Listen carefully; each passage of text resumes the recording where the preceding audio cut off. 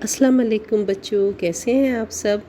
بچوں، آپ کو پتہ ہے کہ ہماری جو پچھلی شیخ چلی کی کہانی تھی اس کے لیے ہمیں بہت زیادہ انسسٹ کیا کہ ہمیں شیخ چلی کی اور بھی کہانیاں سنائیں، تو اسی لیے آج ہم آپ کے لیے شیخ چلی کی ایک اور کہانی لائے ہیں۔ بچوں، جیسے کہ آپ کو پتہ ہے نا کہ شیخ چلی ایک تو بہت زیادہ بیوقوف تھا اور سست بھی تھا، اس کے ساتھ ساتھ کام چور بھی تھا، تو یہ ساری چیزیں مل کے اس کو نکما بھی بناتی تھی، ٹھیک ہے نا؟ تو اس کے پاس جب کوئی جواب نہیں ہوتا تھا تو وہ طرح طرح کے بہانے بناتا تھا، اسی لیے اس کی بیوی کے ساتھ ہمیشہ لڑائی رہتی تھی۔ ایک دن بیوی کے ساتھ کچھ زیادہ ہی لڑائی ہو گئی اور غصے میں چارپائی سے اٹھ کھڑے ہو گئے اور دروازے کی طرف قدم بڑھاتے ہوئے بولے، لو ہم جا رہے ہیں شہر، ابھی اور اسی وقت نوکری کرنے۔ شہر کو یہاں رکھا ہے کیا؟ دن بھر کا رستہ ہے، بیچ میں کھاؤ گے پیو گے کیا؟ بیوی بولی، ذرا ٹھہر جاؤ، میں روٹیاں پکا کے دیتی ہوں۔ پھر اس نے 7 روٹیاں پکا کر شیخ چلی کو دے دیے اور شیخ چلی چل پڑے۔ چلتے چلتے دوپہر ہو گئی، ایک کنواں نظر آیا۔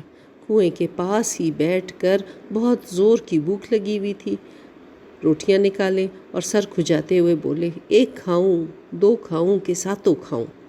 کنویں میں 7 پریاں رہتی تھیں، انہوں نے جو یہ سنا تو ڈر گئیں۔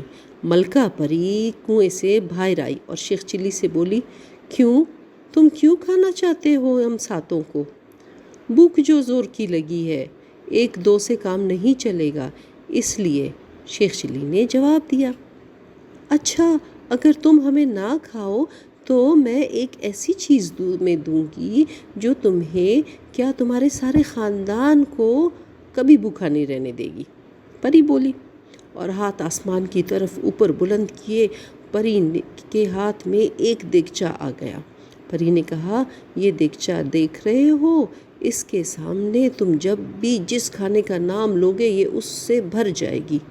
شیخ چلی بولے، روٹیاں تو ہے میرے پاس، قورمہ منگوا لیتا ہوں۔ دیگچی فوراً قورمے سے بھر گئی۔ شیخ چلی نے سیر ہو کر کھایا اور دیگچی بغل میں دبائے چل دیے۔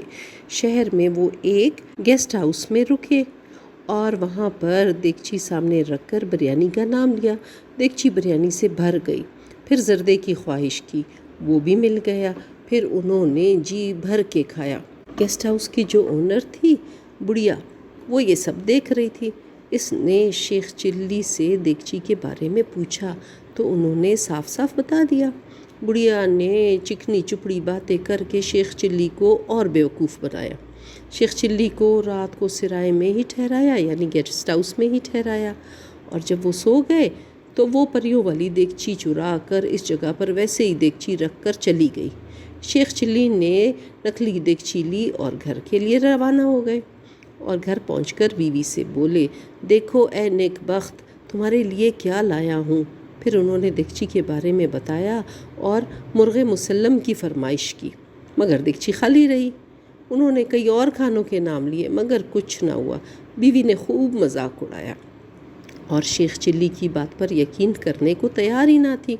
شیخ چلی جو ہے نا وہ غصے میں بولے، اچھا کل مجھے روٹیاں پکا کے دے دینا، میں پریوں کے پاس جاؤں گا اور دیگچی کی شکایت کر دوں گا۔ اگلے روز بیوی نے روٹیاں پکا کے دیں۔ شیخ چلی دوبارہ کنویں پر پہنچ گئے اور بولے، 1 کھاؤں، 2 کھاؤں کہ 7 کو کھاؤں؟ ملکہ پری باہر آئی اور بولی، تم پھر آ گئے ہمیں کھانے کے لیے، کیا اب بھی کھانے کی کمی ہے تمہارے پاس؟ شیخ چلی نے شکایت کی کہ دیگچی ان کی فرمائش پوری نہیں کر رہی ہے۔ پری سوچ میں پڑ گئی، پھر بولی، خیر چھوڑو دیگچی کو، میں تمہیں ایک ایسا تحفہ دوں گی کہ تم مالا مال ہو جاؤ گے۔ اس نے اپنا رائٹ ہینڈ آسمان کی طرف بلند کیا، ایک خوبصورت سفید مرغی ہاتھ پہ آ کر بیٹھ گئی۔ پری نے شیخ چلی کو مرغی پکڑائی اور کہا، یہ سونے کے انڈے دینے والی مرغی ہے، جب کہو گے تب سونے کا انڈا دے گی، اسے لے جاؤ، اب ہمیں پریشان کرنے مت آنا۔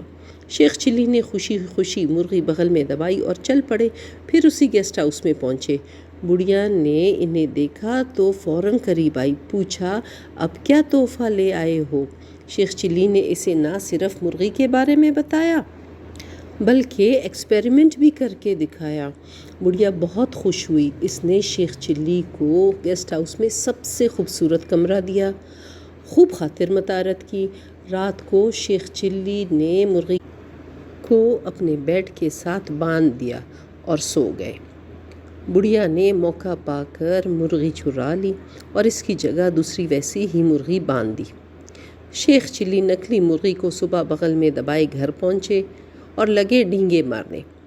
بیوی نے کہا، میاں سونے کا انڈا دیکھوں گی تو یقین کروں گی۔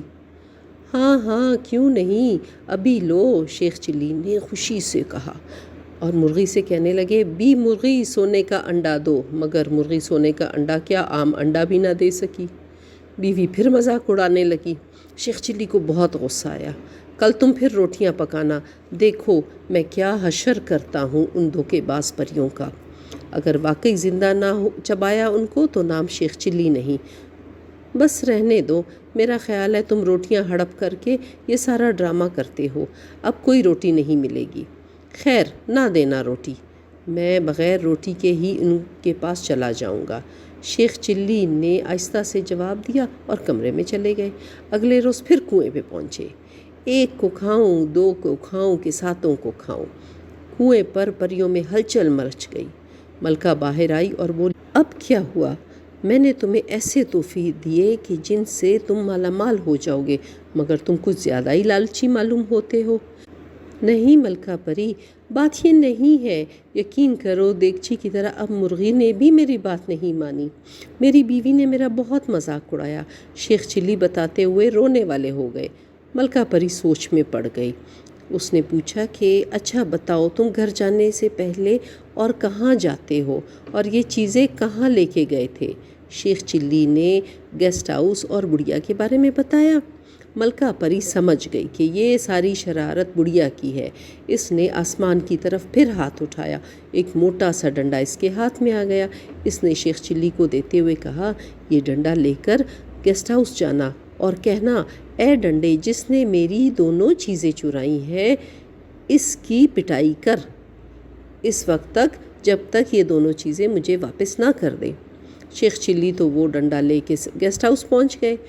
بڑھیا آگے بڑھی، ان کا استقبال کیا اور پوچھا، آج پریوں نے کیا تحفہ دیا ہے؟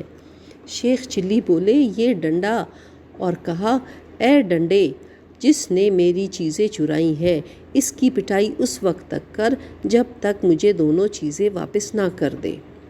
ان کے منہ سے یہ جملہ نکلا ہی تھا کہ ڈنڈے نے بڑھیا کی پٹائی شروع کر دی، اور وہ چیختی چلاتی پورے گیسٹ ہاؤس میں بھاگتی پھری۔ ڈنڈا بھی مسلسل پیچھے لگا تھا اور دڑا دڑ پٹائی کر رہا تھا، اور تب ہی رکا جب بڑھیا نے دونوں چیزیں شیخ چلی کو واپس کر دیں۔ شیخ چلی ڈنڈا، مرغی اور دیگچی لیے گھر پہنچے۔ اب دیگچی نے فرمائش کرنے پر کھانے بھی دیے اور مرغی نے انڈے بھی دیے۔ دونوں میاں بیوی مالا مال ہو گئے اور عیش و آرام سے رہنے لگے، مگر اپنا برا وقت کبھی نہ بھولے۔ ہمیشہ غریبوں اور حقداروں کی دل کھول کر مدد کی۔ بچوں، ہمیں اپنے اچھے وقت میں ہمیشہ اپنے غریبوں کی مدد کرنی چاہیے، ٹھیک ہے؟ اور جو حقدار ہے ان کے ساتھ ہمیں اچھا برتاؤ کرنا چاہیے، ٹھیک ہے بچوں؟ اللہ حافظ، اپنا خیال رکھیے گا اور ہمیشہ اپنے بڑوں کی بات مانیے گا، ٹھیک ہے؟ اللہ حافظ۔